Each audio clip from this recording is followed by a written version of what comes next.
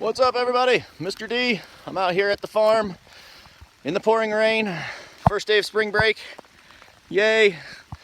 All right, so I'm going to try to put together some sort of science activity that is not worksheets, that kind of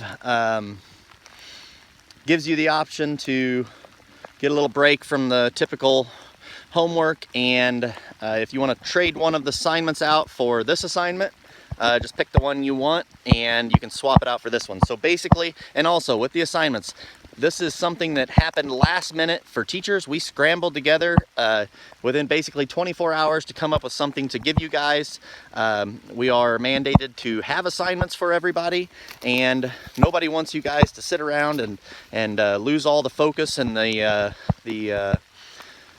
schedules that you've done with school and end up, when we come back, being farther behind than you should be. So we got to keep some sort of schedule. I'm the same way. My boys are doing the same thing. So, you know, what we gave you, we're going to do the best with what we have, and hopefully we get to see you soon. But I'm going to be doing some little video clips and then giving you guys some multiple choice questions where you will pick the answer. So basically this will be number one, and you'll just write down what the correct answer is. So out here on our farm, I am walking around videoing things, and it's raining harder now. It is miserable. So these little tubes I have here are called tree tubes. And what these do is shelter a tree from the deer chewing on them. All right, because deer want to survive. And this one is a little pine tree. It looks like it has some sort of fungus on it, but this is a pine tree. And what these tree tubes do is shelter it, but it also, you're gonna lose focus, so just listen. The rain's on my screen.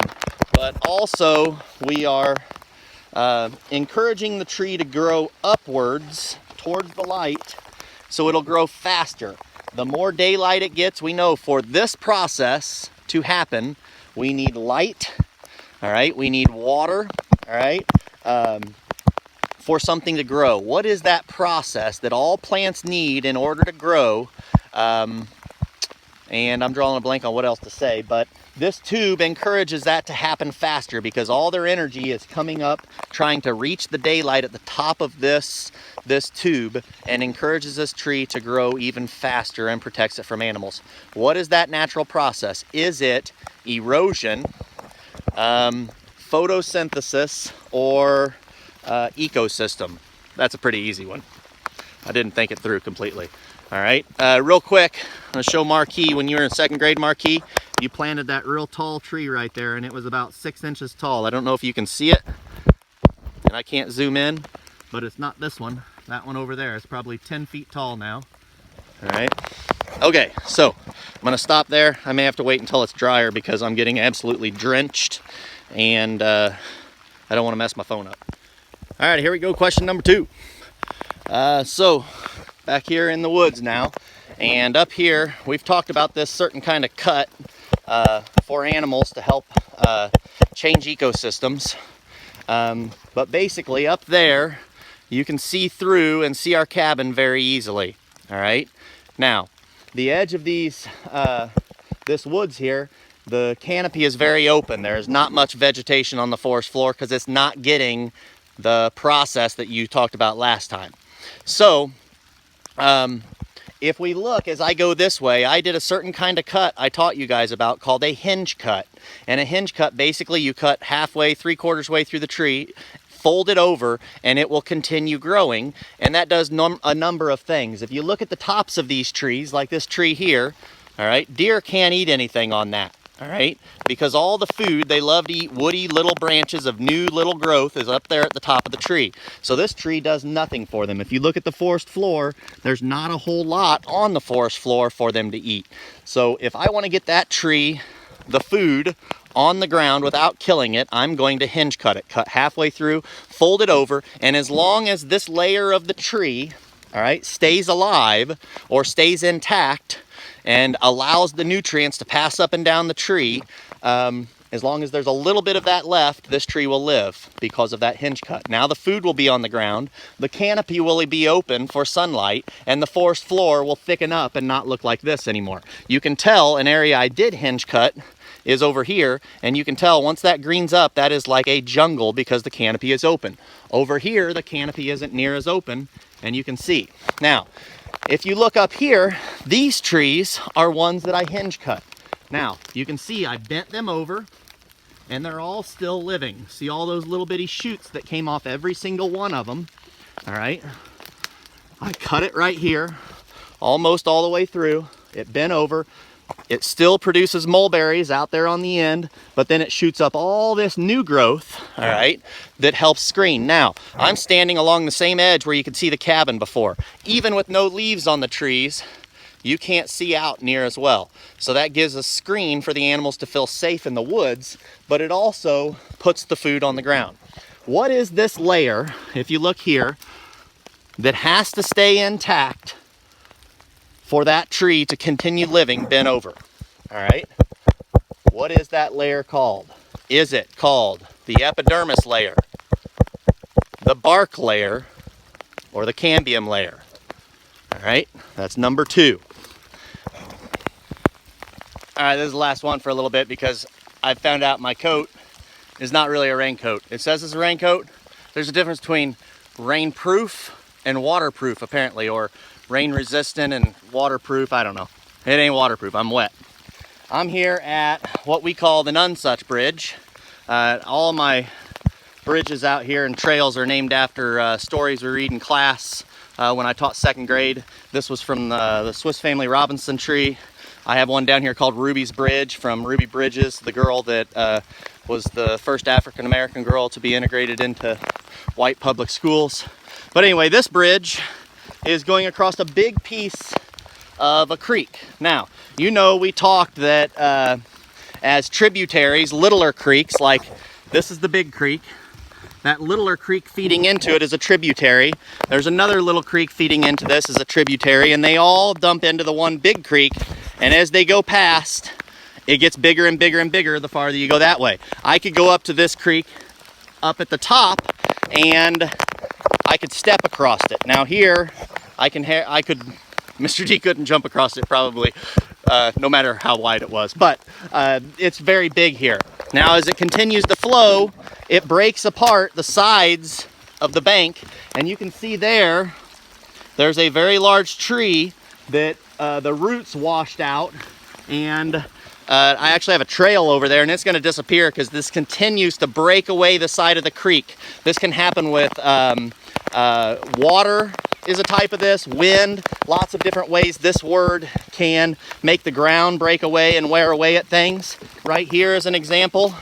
Since I put this bridge in, as the water runs through here, it used to travel into the creek, and now it's finding its new way into this little pit right here. And eventually I'm not going to be able to go across the creek on the bridge because this little area, it's going to continue to erode. Ah, dang it, I told you an answer. Freebie! Okay, so if you didn't catch that, rewind it, but I gave you the answer. So what is this called when wind and water can wash away stream banks and sides of mountains, rock? The name of this is what? The water's getting to my head. Anyway, free answer. If you can think of something else to add to that, just go ahead and add it. All right, I've spied a little rabbit here. Now, this rabbit is trying to hide. I don't know if you can see it here. Hide underneath. I'll walk closer to it. It's in the bushes there. Oh, there it goes. Can you see it? Okay, he's trying to escape, and it's a good thing that I've put plenty of big trees down to open the canopy, which leads to more cover on the forest floor. What is it called when I'm adding cover to the forest floor? It's giving him, this is his type of, it's like a type of ecosystem, but where he lives, he needs shelter and all these types of things. That is called his habitat, environment, or Motel 6. Yes, these are typical Mr. D easy answers, but you're thinking and you're using your brain. Whether you realize it or not, you're learning right now. All right, here's Ruby's Bridge I'm getting ready to go across. it's about dead. I do have one funny thing to show you. I noticed it on the ground up here, so I'll pick it up. But when we used to come out here for the 2nd grade field trip, there used to be a sign here that said, "Don't feed the animals." Okay?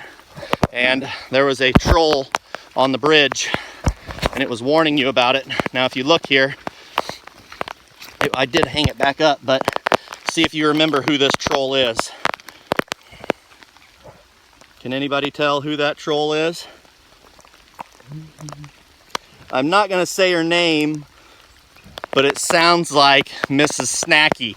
But it's not Mrs. Snacky. It sounds like Mrs. Snacky. That's an extra credit point if you can tell me what 2nd grade teacher that sign was made from. Peace! All right, last one. I'm going to incorporate 2 into this. My battery's about dead. Now, you can see here, it's kind of black. I'm not sure how well you can tell, but I've burned some of the ground here. And what I'm trying to do here is let the stuff that is meant to be here, the type of plants that are meant to be here. We get a lot of what's called invasive species on our farm, okay?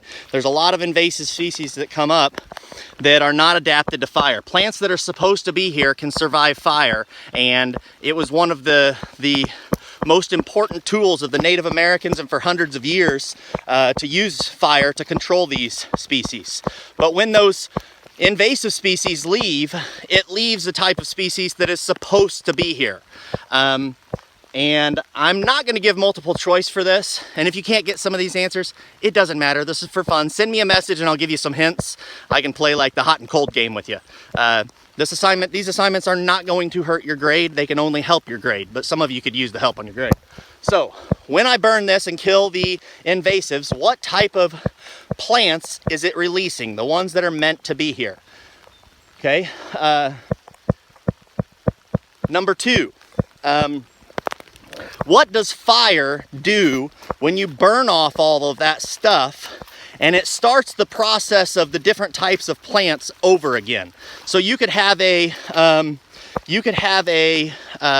forest that is near a climax forest. It's almost done growing. It's mature. You could go through and cut the forest down with a chainsaw and that would restart this process. A field like this, you can see that tall grass growing over there. I don't want woody plants in there with stems. I want it to be more grass plants like a prairie. So I'll run fire through that to restart this process, all right? There are different types of this. We talked about primary blank and early blank. But what is that process called? And random side note, Mr. D loses lots of things out here. I've found money. I'm seeing a shirt right now that I've apparently lost right there. If you can see that. So somehow at one point I lost a shirt in making a video or walking around out here. Probably was in the summer, nice hot or something. So, all right, I gotta go get dry. I probably won't though. I'll probably stay out here letting the coronavirus wash off me. That's not possible, but see ya! All right, guys, so that's the end of the video. I hope it worked. I put it together.